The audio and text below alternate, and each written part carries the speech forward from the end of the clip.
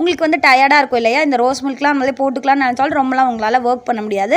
நாங்கள் ஒரு ஹைஜீனிக்காக சூப்பராக அஃபோர்டபுள் ப்ரைஸில் தான் கொடுத்துட்ருக்கோம். வேணும்னா நம்ம நம்பரை காண்டாக்ட் பண்ணிக்கோங்க.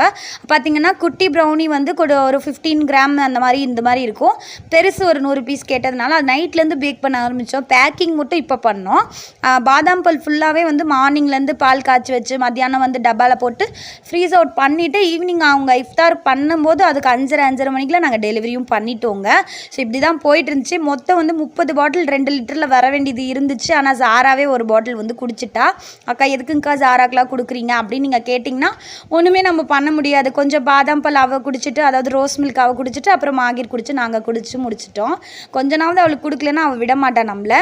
பெரியவங்களுக்கு வந்து பெரிய ப்ரௌனின்ற மாதிரியும் சின்ன பிள்ளைங்களுக்குலாம் குட்டி ப்ரௌனி மாதிரியும் நம்மக்கிட்ட கேட்டிருந்ததுனால 200 மொத்தமாக வந்து 200 பீசஸ் வந்து ப்ரௌனியும் 30 பீஸ் 2 லிட்டர் ரோஸ் மில்க்கும் நம்ம டெலிவரி பண்ணியாச்சு. உங்களுக்கும் வேணும்னா காண்டாக்ட் பண்ணுங்கள்.